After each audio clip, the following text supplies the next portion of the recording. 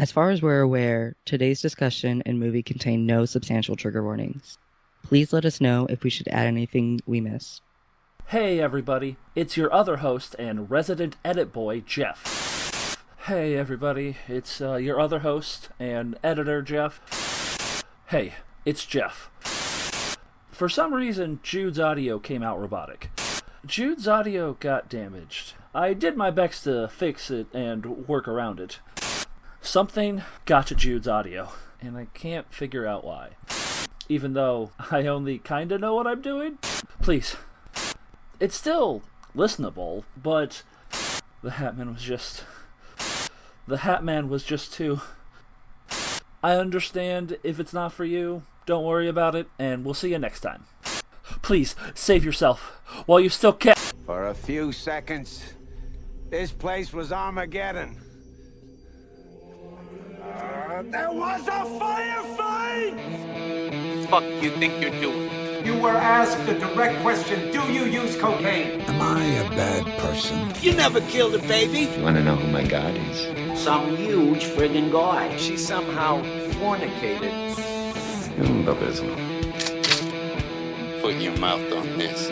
Fish aren't meant to be in a box, kid. Can't you see what's inside of me? Fuck!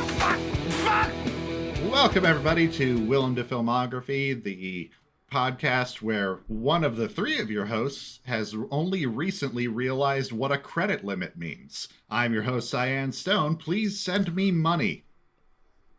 I'm your other host, Jeff Whaley. I am the third one of your hosts, Jude. And how's everybody doing? How's everybody doing doing today? I'm doing pretty good. Like a practice day. What? You cut out. Oh, my bad. It's feeling like a practice day. Oh, nope, I'm gonna cut out again. Yep, you cut out. I'm doing fine, Cy. It's feeling like a practice day, though.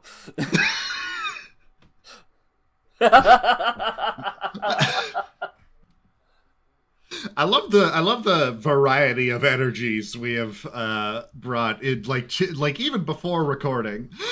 And of course, when you say energy, you mean your internal anxiety. Yes, that is always what I mean. That is always what I mean, whether I mean to or not. When I say any word, I'm talking about my internal anxiety. Yeah, fair. Mm-hmm. Jesus Christ. There we go. Edit that out, edit boy.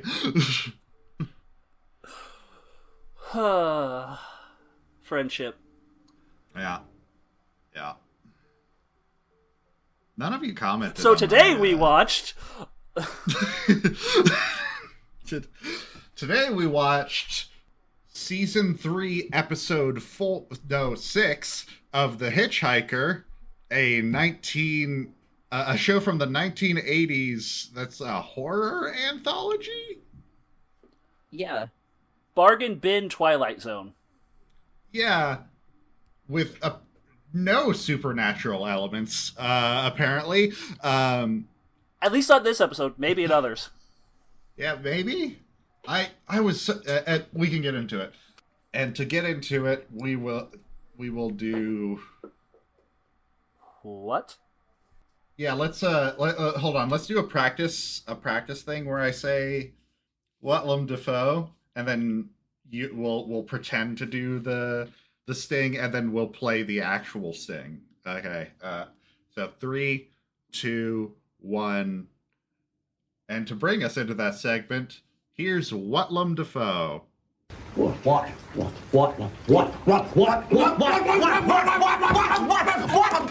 what I mean! Fuck you. What? That's what I mean! Yeah, see? Outside podcast bits on the podcast. Yeah, I love that shit. Not totally annoying to edit at all. Yeah, we're not alienating anyone with this. Okay, play the sting. What? In this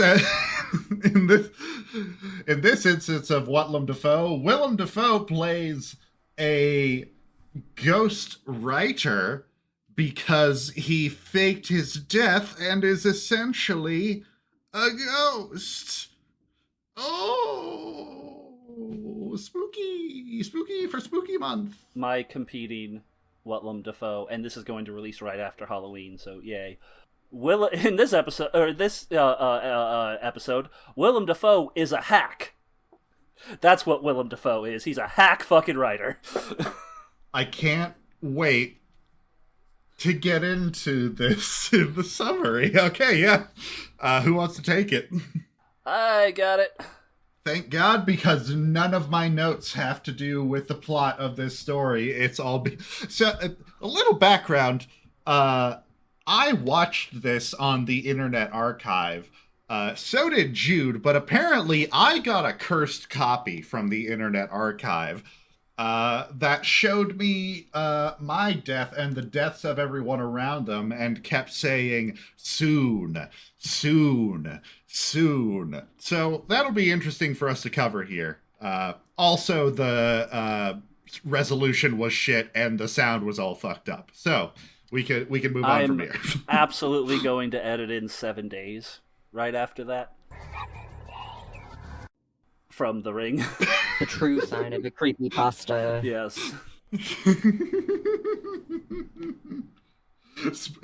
We're recording in October, everybody. Ooh. Ooh. Did you guys hear me say the true sign of a creepypasta? Yes. Yes, I did. Yes, I did. No, I just wanted to make sure it actually got through. Fair. All right.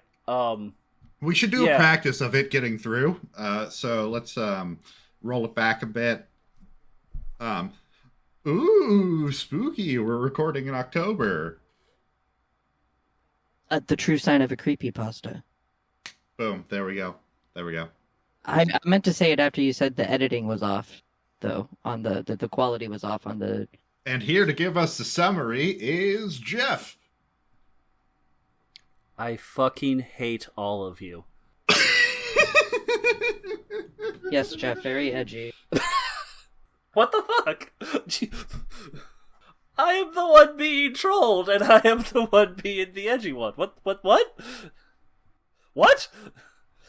Saying I fucking hate all of you is such an edgy thing to say. Yeah, it's kind of cringe. Very not skibbity. Yeah. Whatever that means. The episode we watched was only half an hour. We gotta pad the time.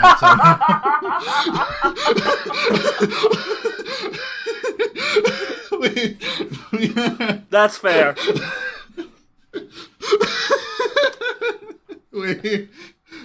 We gotta post something. Are you man. sure? Are you sure all of us aren't having fever dreams right now? I don't know. I'm not 100% sure I'm here.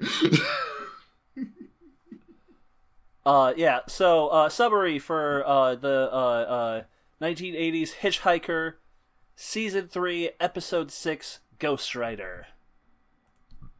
Mm-hmm. Opening credits are a dude walking in the desert over eerie 80s synth music. Or a minute. Yep. Quote unquote eerie 80s synth music, because it was by today's standards goofy as fuck. Like that's why I went eerie. Like, I'm pretty sure eerie is a good description of, I know what they're going for, but it doesn't quite work. I'm pretty sure part of the synth progression was like a Donald Duck quack. Like, it was it was not creepy at all. Like the intro, the whole intro, we're watching a man walk down the street, the hitchhiker, and he has the most unrealistically tight jeans I have ever seen. And I say unrealistically because there's no fucking way you would walk as much as a hitchhiker does in jeans that fucking tight. I don't know. It just immediately struck me as like, this is absurd. Your problem fucking is... painted on jeans. Your problem is thinking this hitchhiker is like a real person and not just a framing device. Fucking Jeff. The hitchhiker was the friends we made along the way. Yes. Yep. when a movie or show presents me with a thing, I immediately think, oh, they would like me to buy into the reality of this person on this show, not the meta of this presentation in this movie is reminiscent to... No, I'm gonna be like, okay, you want me to live in this world? Meet me halfway. Meet me halfway. Well, Hitchhiker looks and stares and narrates at the camera, though. Yeah. I don't know. Seems like the show wants you to do exactly that. Yep.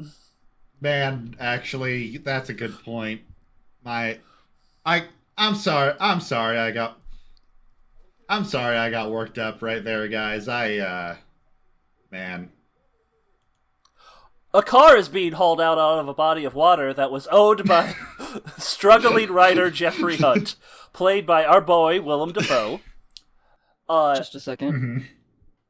I half expected it, for those TikTokers out there, I half expected it to be one of those car window shattering ads, because they always exploit the, like, searching the bottom of the lakes. They're like, we found a car down there, and you know what would have saved them? If they had one of these $25 window crashers that you can buy in the link right below. Jesus Christ!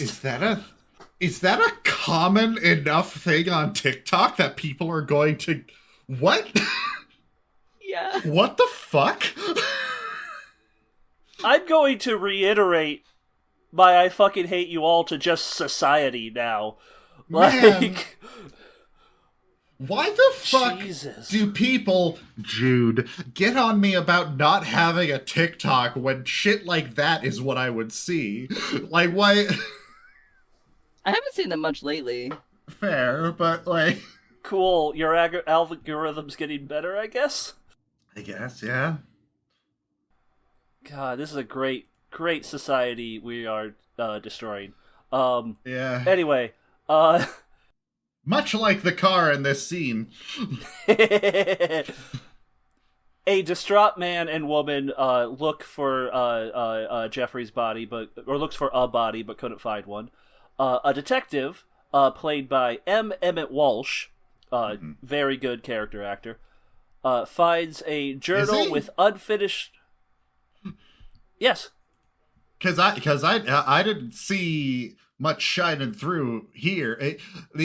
I should reiterate, the screen resolution in this playthrough for me was so bad that I could barely make out facial expressions if the camera shot was wide enough.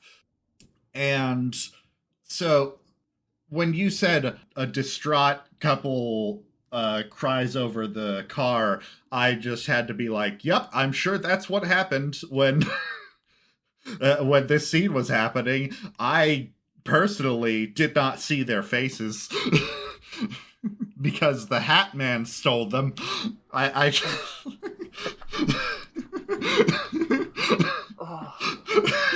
We have found our SCP. Yeah. That's not even an SCP. That's just a fucking thing that happens when you have fucking... No, we're creating our SCP. Like, every time someone says Hat Man in the video, that picture's gonna pop up. An SCP that specifically haunts podcasts. Yeah. Yes. Specifically the ones that are most likely to be animatedly upset about it. Hi, my name is Cyan Stone. What were you saying earlier, Cyan, about, like, why you mess with us so much, about how you get the reaction that you want? Yes. Wouldn't that be the case for the ghosts going after you? 100%. Yes. It is a one of my many instances of hypocrisy. I wish to regain power in myself in the same way that it has been stolen from me.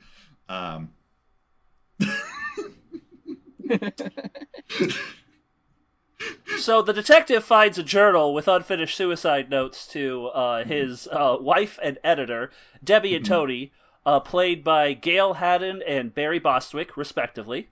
The detective lightly questions the obviously sleeping together couple, Debbie and Tony, before letting them leave. I didn't think it was obvious. I thought they were obviously. It was sleeping so together. obvious. I thought that was like a misdirect. I thought that was like, well, I guess it was obvious. I guess it was. I thought it was obvious, but it was so obvious that I thought there's no way that could actually be the case. Like, because I was expecting like like modern storytelling where like all these tropes have been established so much that if you didn't do something different with it, it would be hack. But and so when it cuts to later where they're sleeping together, I thought, okay, is this like a potential scenario that could have happened that someone is flashing back to, like the detective or something? But then like it just kept going. It was like, oh, I guess this is just Clearly reality. haven't watched enough like 80s television where writers were just shitting shit. Whatever writer shat this shit out was just like it was an early lunch this day, and they wanted to fucking get out. Yeah, no. Speaking of the writer, the guest writer for this episode, he wrote 6 episodes for the show. His name is Thomas Baum. And his most other, like, affluent project that I could find was the 1985 movie The Manhattan Project. Okay. Never heard of it. So, doesn't have a huge roster or anything, so... And then also, it looks like the other 2 writers were just pretty normal writers for the show. Okay, now that we have that practice run, let's go back. And try it again. Okay. Now let's do it for real this time. Okay, Jude, go. I'm not doing it again. The detective lightly questions the obviously sleeping together Debbie and Tony before letting them leave. Then the titular hitchhiker, played by Paige Fletcher, which man named Paige, hell yeah, faces the camera and delivers the Greek chorus for the episode. Yeah. Man, this is some fucked up shit, eh? And then we go on to the next scene. This is just the way. Literally every single time he speaks, he could have just said, "Ain't that just the way?" and then moved on. Like that's all the information that you get from whatever the fuck he says. You know what? We're gonna put a pin in that because I'm gonna because we're gonna put a pin in that. Because ain't that just the way? Yeah. Ain't that just the way? Also, this was obviously filmed in Vancouver. I don't know that for a fact, but I've seen enough shows in Vancouver. It's like, oh yeah, this is Vancouver. Yeah, Canada or Washington?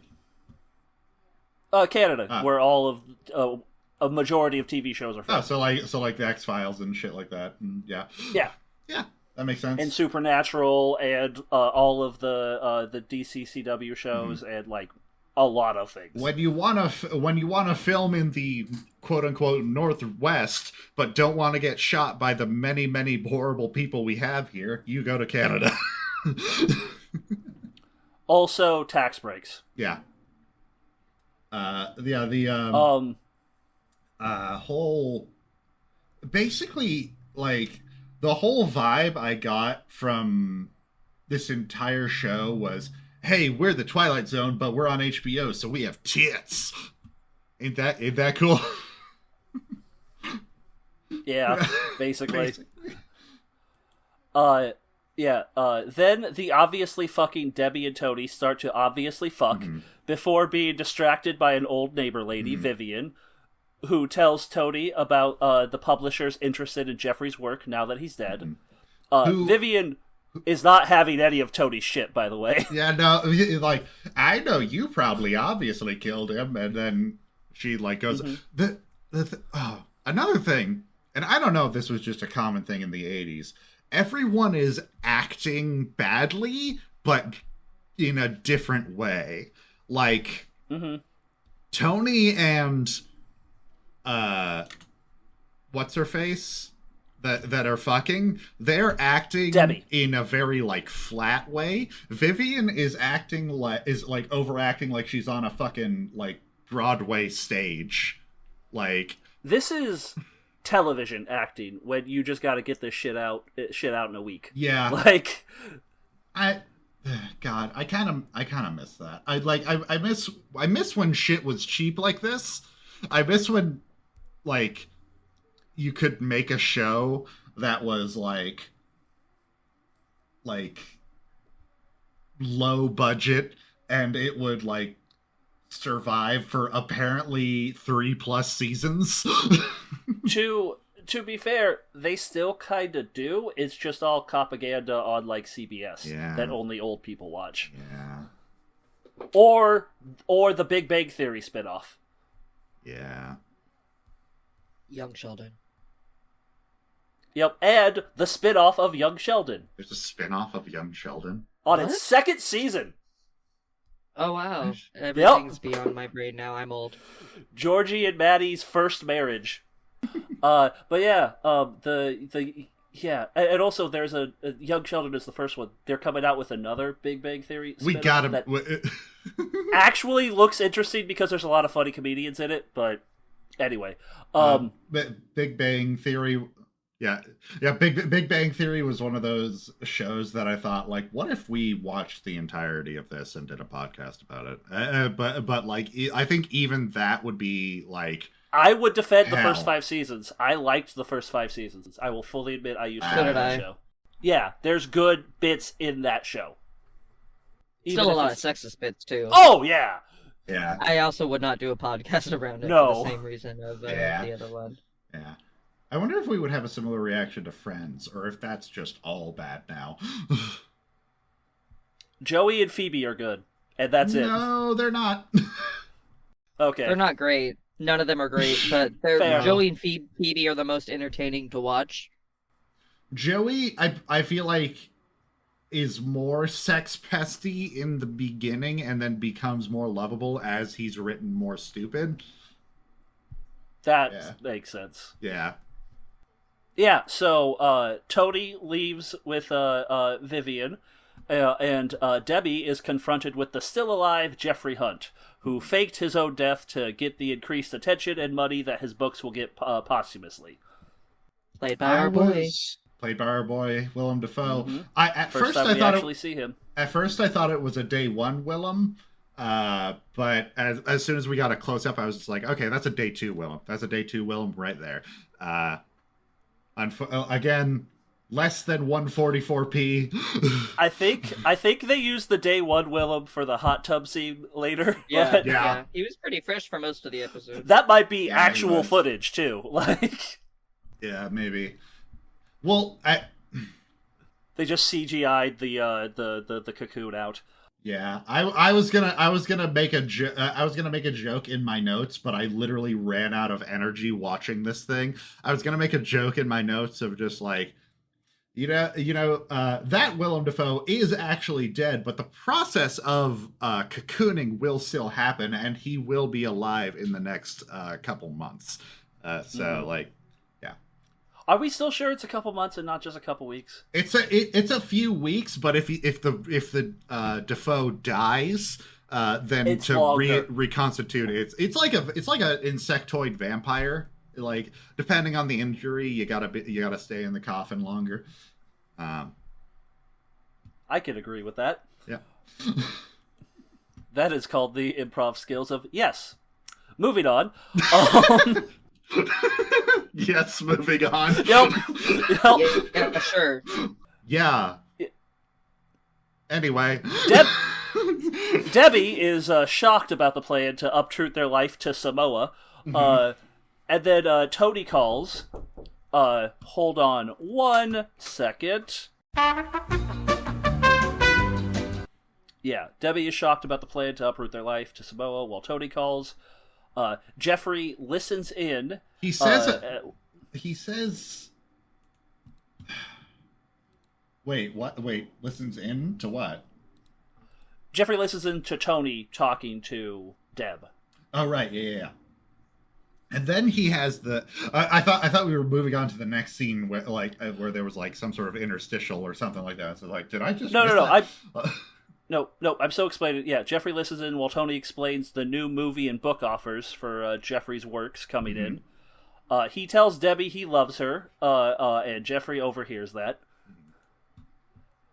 And he already knew that they were fucking before. Like, he's playing as if that he didn't, but he absolutely did. No, he wasn't playing as if he didn't. He said like, poor Tony, he could only go for a woman if it was someone else's. So he clearly knew. True. That's true. Yeah, he knew. Yeah. And then, and we have in my notes at 11 minutes and 47 seconds, Willem Dafoe says, "Today is the first day of the rest of my death," and I just wrote, "Boo."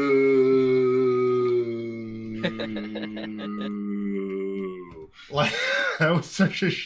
Willem Dafoe is by far the best actor in this episode. He's working with shit. He is working with shit writing. That was, like you said... He's working with 80s TV writing. Yes. Yeah. This is the worst script I think we've seen Willem Dafoe try to handle so far. I think it's better than The Loveless. The Loveless was so bad. But, like... There was more, like, angst and, like, acting to work with within what Willem Dafoe had. Whereas this is just, like, paced like a fucking bullet train. And, like... Television. Yeah. And so, like... Everything is just like, and then this happens, and this happens, and this happens, and this happens. I respect that more than The Loveless. Yeah, fair. That is honestly fair. I just, like, I don't know. I was in a state, and I was just like, I can't even process what I am watching, either visually or mentally or audibly. Like, as far as the audio goes, I had both the audio in the player turned all the way up and the audio on my computer turned all the way up, and I could barely hear it. That was the hat man worming its way into your brain. Yeah, he did. Like, your quality issues with this is really weird. I don't know why I got the instance in the fucking Internet Archive where my playback was all melty faces and shit audio and whispers of, "You're gonna die someday.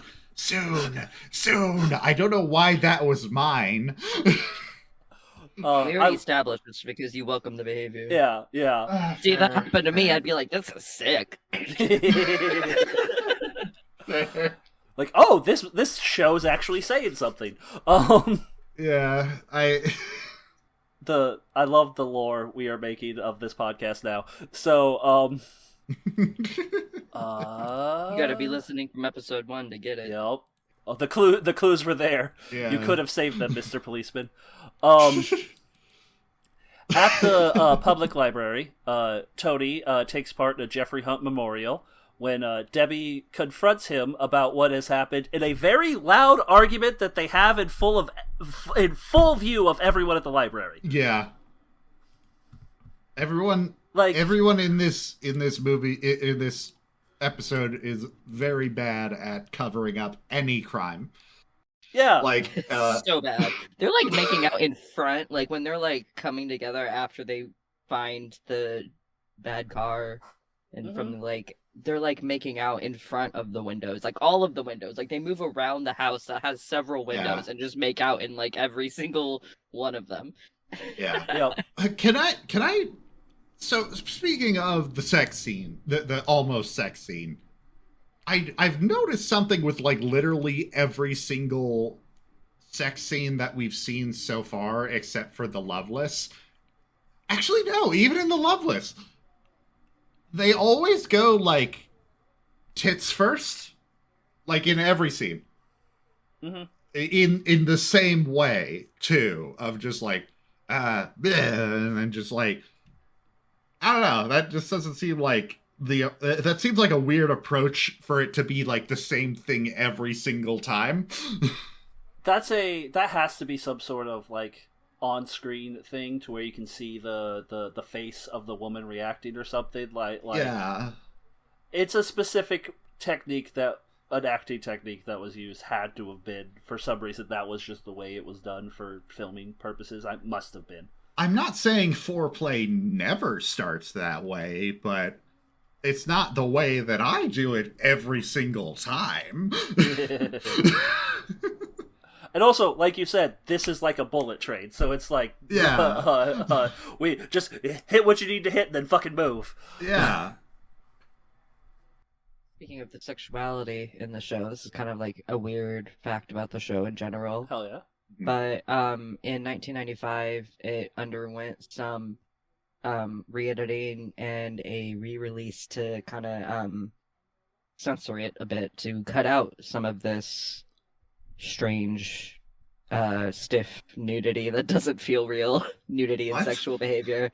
So yeah, it was even more toned down for a bit, and then they stopped doing that in the 2000s. Probably to air it on like network television instead of just HBO. Yeah, exactly. Mm-hmm. Yeah. Syndication. This shit got syndicated? Yes, that's it. That's it. Everything got syndicated. Like, there's so much syndicated bullshit. Huh. There was a Starship Troopers CG cartoon show that was syndicated. A CG Starship Troopers? Uh-huh. Roughnecks. I watched it. Was it... Don't remember. Did it know that Starship Troopers was making fun of fascism? I don't think so. It might have. I don't remember it enough to be able to say for sure. Mm-hmm. Because it wasn't good. I only watched a couple episodes. Was it for children? I was 12, so yeah, I think it was aiming for that older child demographic. Christ. Yeah. Okay. Moving on.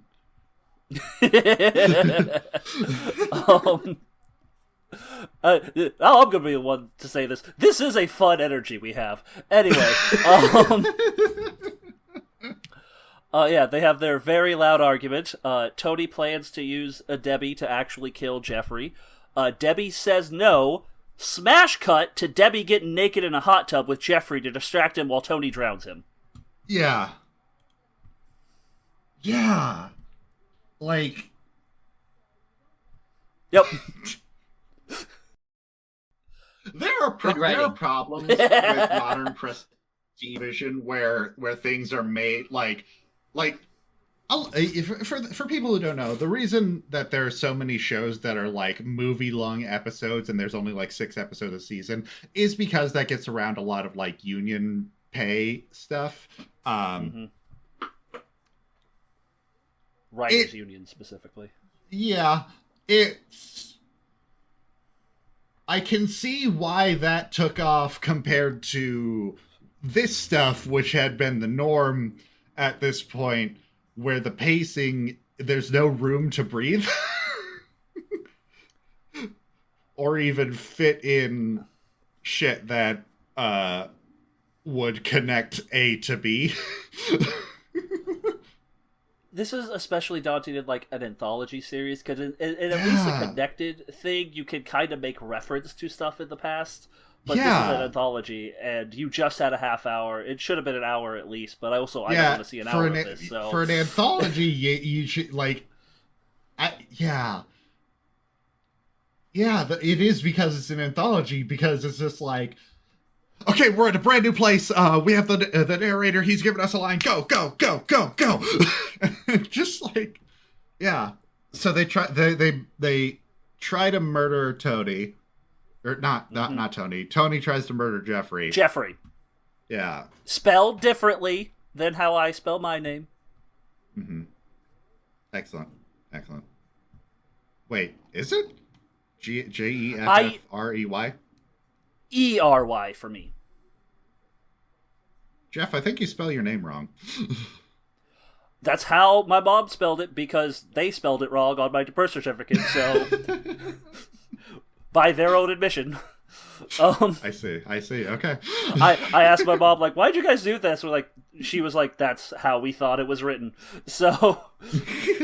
I just squeezed you out of me and I had to write something down.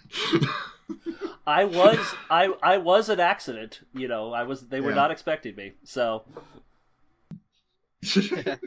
Oh shit! What are we gonna name this? Right? Fuck. Shit. And Fuck. also, when they did the I'll say this here. When they did the ultrasound of me, they like couldn't tell what gender I was, and like didn't know until I was born. Truly a surprise. Amazing. The deadpan of that was perfect, Jude. Now we're gonna put societal baggage. On this baby, but we can't know what kind of societal baggage until it's born. We have to. It was always. We have to know what kind of gonads it has, right? The explanation they say is like every time like the doctor went to try and look, I would just turn and not let them see. So I just imagine me going, "You fucking pervert! Stop it!" No, my pee. Don't look. No. Don't look at my pee. Or I was just in utero. I was an ally in utero, going like, "This isn't how you determine gender." Ally fetus. Don't abort this one. Yeah. I am the one that conservatives would want to be aborted. Yeah. Anyway, yeah, Tony tries to drown Jeffrey, or drowns Jeffrey. They wrap his body in a tarp, which is the aforementioned just out of the cocoon scene. Put him in the bed of a pickup truck. The detective, we never got the detective's name, so he's just the detective the whole time. The detective stops by Debbie's house with full lights blaring late at night just to drop off Jeffrey's personal effects, which was also fucking weird. Yeah, that. So that brings up the fact that that's weird brings up back at the sex scene. I wrote in my notes at 5 minutes 52 seconds. This is how aliens act when they're trying to simulate how they think humans fuck. And like the whole that honestly could be applied to the whole of the episode, because no one acts like a human goddamn being in this show. Shit just happens because it needs to happen for the plot to move along. Yep. This is a cocaine binge in the writer's room that we are watching here. Oh yeah. Oh yeah. Also, I do want to say, so far we have seen, I believe we have seen nipple in every single film we've in every we single have seen tits in done. every single movie. Yeah, we have seen tits, but we've only seen hog in one. Yes. That was the worst hog. The worst hog. In To Live and Die in LA. Yeah. That will change in about 100 episodes from now. It's gonna be Hog City. Hogtopia. I would not want to visit that place personally. Wouldn't you be curious? Yeah. I would be curious, yes. But yeah, they like the detective's like, I think you're trying to act like, oh, you seem stressed. Maybe you should come down for questioning. Blah blah blah blah blah. And then Tony's like, "There's not a dead body in this back seat. I'll take care of this. Go on and drive away, drive away, Debbie."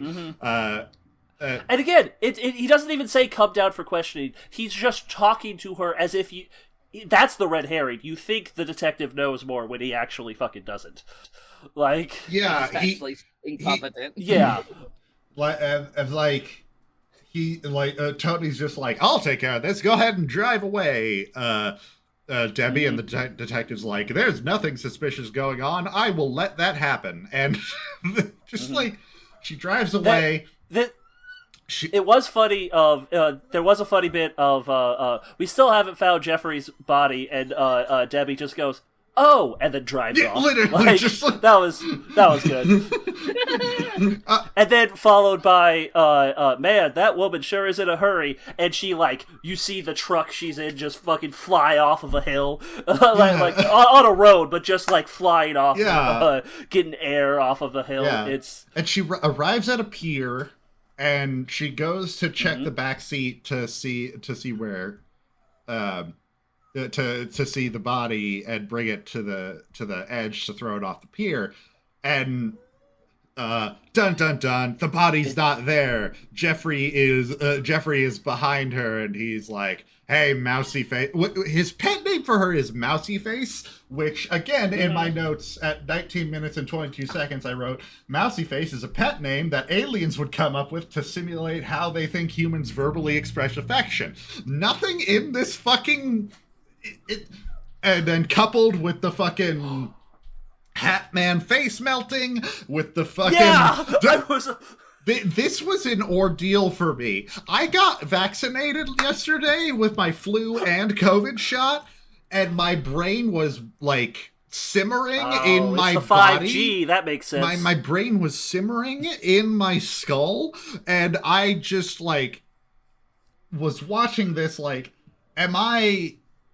dying? Is this the DMT flooding into my brain, and this is what angels look like in the hellish heavens that we truly are destined for? And then the Hat Man is a product of the globalists. Okay. It's a globalist plot. No, come on, no. Follow the money, people.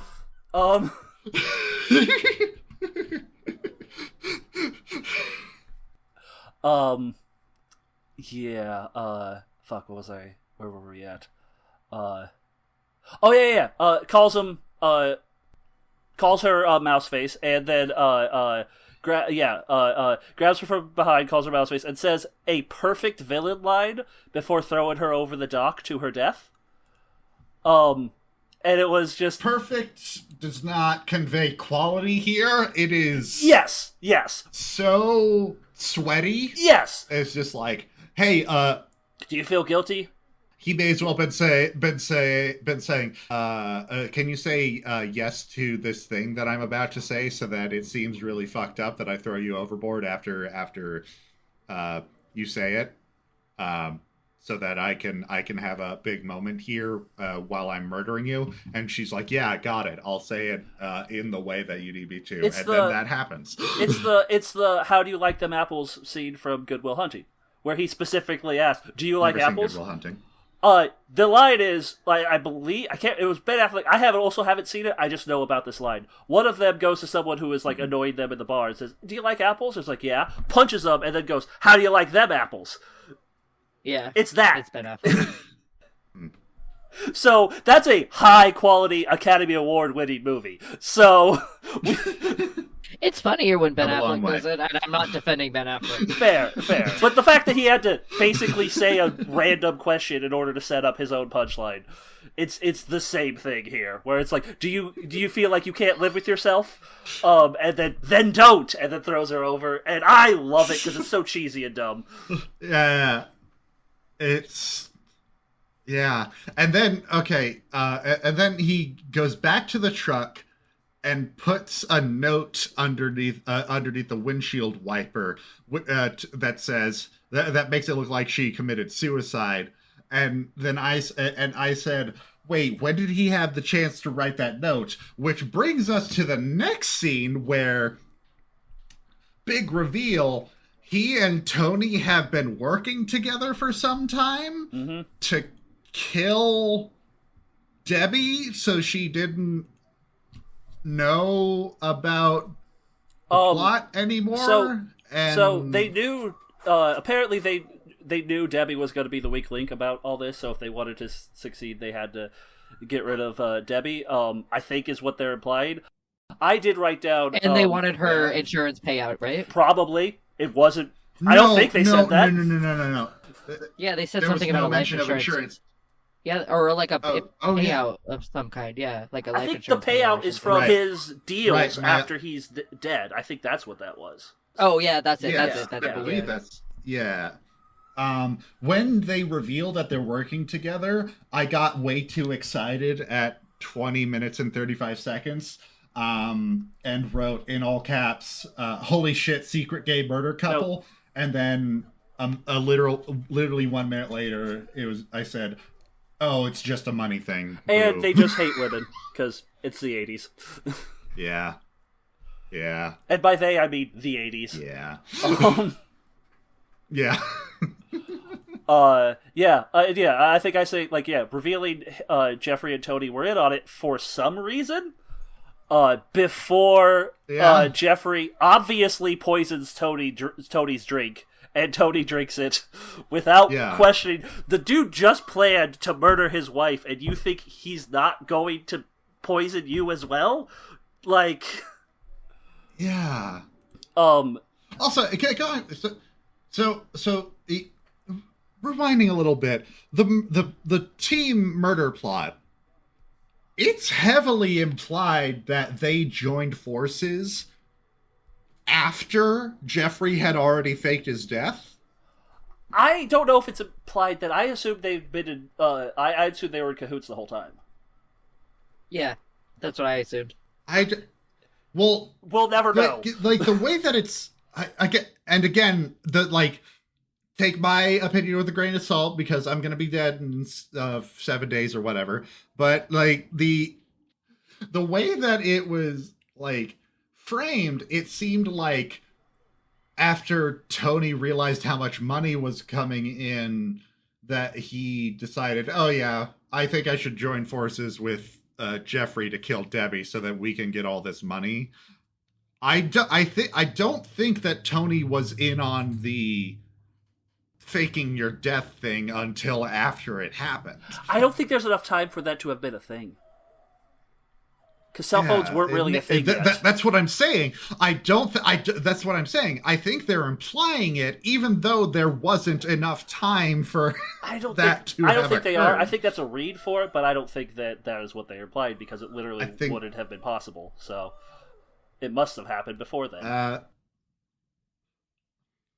Our millions of listeners can watch and decide for themselves what's actually going on. I think I'm right, but I'm not sure because again, I was told to kill or be killed, and I refused to kill. So now my life is forfeit. So yeah, that is what we're dealing with here. So yeah, Jeffrey obviously poisons Tony's drink that he drinks, and Jeffrey leaves before the cops again come blaring in to the place. The detective then illegally enters the house and finds a note claiming that I didn't even bat an eye to this. Listen, was like... I'm not surprised. I'm just gonna point it out. Yeah. Finds a note claiming that like Tony, it's like another suicide note that implements that Tony and Debbie killed Jeffrey before killing themselves. And then at the docks the next morning, Jeffrey is reading a newspaper with his face on the cover without hiding his identity at all. His very recognizable face. Yeah! Yeah. You look like Willem Dafoe! You hide that face! Tony literally said in the previous scene, like, "Yep, everything's good to go for you to flee." So it's like, you're off scot free. You're good to go. And then he just sticks around. I think he was trying to go. I don't. It's weird. He steals someone else's car. That was because I think he was just waiting for the next ferry out, and it wasn't quite there yet, or he got like stuck. Yeah, why he should have been on that ferry that was leaving. The ferry was at the dock and departing, and he wasn't on it. God, this is a badly written movie or TV show. So we're getting ahead of it slightly. Really? He's reading a newspaper with his own face on it. Look, a little girl looks at him and says, "Are you a ghost?" And he's like, "Yes!" Like the most conspicuous, like kind of shit in the world. And then the little girl's mom is like, "Oh, hey, you're that famous author. Can we have your autograph?" Which while you're again, being creepy to my daughter? He's only famous after his death. So how did she not know that he was dead? Yeah. And the cops were at the docks for some reason. There's no reason for the cops to be there. And so the cops look at it, sees him, he knows he's caught, steals a person's car, and drives it into the water. Which... Finn. Not quite. I have another thing for that. My last note for this is at 24 minutes and 16 seconds. LMAO fucking what? And then... Yeah. Yep. And then we have the fucking hitchhiker be like, "Well, ain't that just the way?" And then not credits. exactly. The hitchhiker shows up to deliver the wrap-up pun, because that's very important. What was the pun? I didn't even catch a pun from... Because it's not good. It's like Jeffrey Hunt wanted to be famous, but turns out he's just another washed-up writer. And it's like, Jesus, because he's in the water. It's barely a pun. Well, ain't that just the way? The end. Willem to friend or Willem to foe? You know, I'm something of William Dafoe. myself. So what do y'all think? I say Willem Dafoe. Go for it, Jude. Oh, okay. Must be happening with that. Jude is dead. Jude has oh no, died. Hat Man. Here, okay, I'm back. Definitely Willem Dafoe. He was pretty kind of gropey with his wife in the scenes where he. Yeah. Willem Dafoe, of course. Again, he's a fucking hack. Even if he didn't kill two people, he's a hacky writer. That's unforgivable. Yeah. Yeah. The only person who seemed to like his writing Vivian. was the little girl, presumably, and Vivian. And they read an expert of it that was so bad. It literally said, it's like, I hate, the pale man says, "I don't like meat eaters." Well, Hitler was a vegetarian. And it's like, what the fuck are we doing? It was literally like a fucking like right. It was literally like a right-wing meme that you see on Facebook. Just like, the professor was like, "Fuck the troops." And then the troops stood up and said, "Fuck professors." Clapped. And everyone clapped. The God's not dead horse shit. Yeah, that's what the writing level of this episode was 2014 Facebook meme quality. It's like God's not dead, except we didn't even get the reprieve of seeing Kevin Sorbo die slowly. We just didn't get the good part of God's not dead, where Kevin Sorbo dies. And we get to live with the idea that Kevin Sorbo is dead, even for just a little bit. Really warms the heart. If I don't react, they're not going to keep doing the bit, right? You not reacting is I know!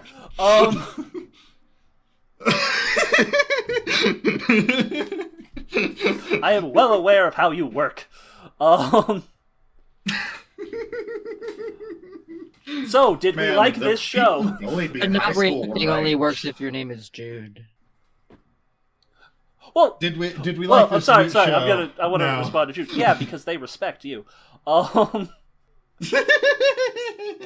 No, it's because my silence hurts more. That's true. Yeah. You cut daggers more. We are too similar. We know the buttons. When Jude's silent, he means it. I mean, I'm not gonna respond to that. Did we like this episode? No. No. I thought it was kind of neat. Really? Okay, good. I got halfway through and felt like I was 2 hours into a 4-hour movie. Oh, see, it's bad, but it's endlessly watchable for me. Like, it's not good, but it goes down. I actually kind of wanted to watch more. Yeah. More of the show. I thought it was like it's kind of like it was kind of up my cheesy 80s alley, like where I don't like cheesy 80s action movies. I really like cheesy 80s horror. So, and this is like technically a horror anthology, and I really like the gimmick of the Hitchhiker, the Greek chorus. It never won me over. Me over. Neither. I was waiting for something about it to be like 80s weird enough for it to be something that I could watch for fun, but now I was so expecting something supernatural too, and it was just like, nah, it's not even horror. That's just a thriller plot. Like, that's all. Thriller and horror is kind of weirdly entwined, you know. It's more on the thriller side. For me, like, horror is kind of like there's more of like a I don't know. There's less of a plotting element to horror for me. Like, there's less of a intrigue to horror. It's more just like either supernatural or like psychopathic, like that kind of thing. I mean, that's Silence of the Lambs, and that's kind of considered a thriller horror combo too. Like, more of a thriller. Kinda. Yeah. Yeah, it's more of a thriller. But it's on the line. That's what I'm saying. Like there's more. It's more connected than some people like. At least in my opinion. I always considered it the quintessential thriller movie. Yeah, it's like a police procedural written as a movie. Like, that's yeah. That's definitely the quintessential thriller. Also, yeah, I consider this.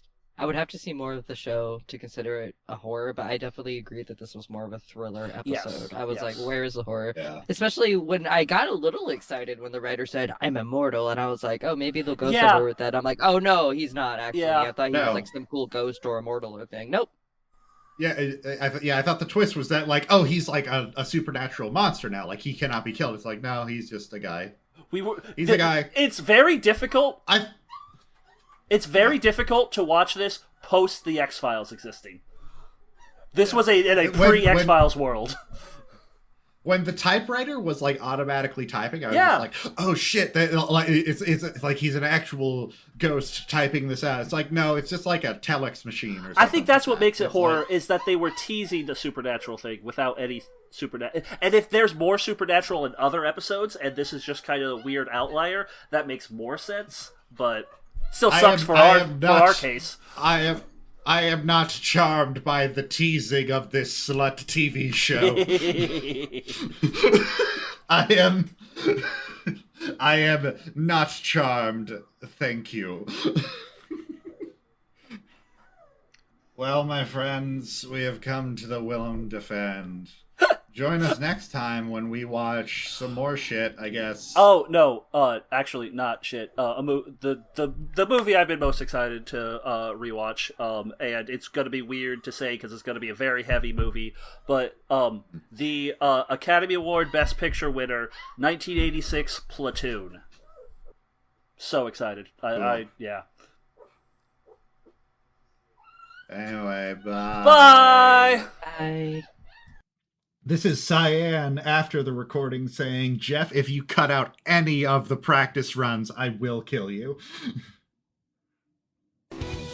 You've been listening to Willem the Filmography.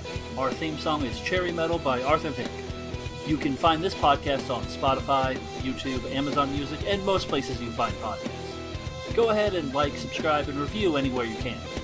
Follow us on social media at Willem the Films on Blue Sky, and Willem.thefilms on TikTok, Instagram, and Threads. And share our podcast with anyone you think might like it. If you would like to support monetarily, check out our Willem the Filmography Patreon and support there. Thanks for listening.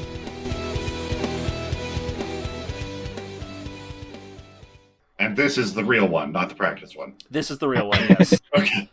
Cool. 3, 2, 1, record. Fuck, I missed the button. Shit. God damn it. Hold on. Bravo, sir. I've had about enough of your shit too, Billy.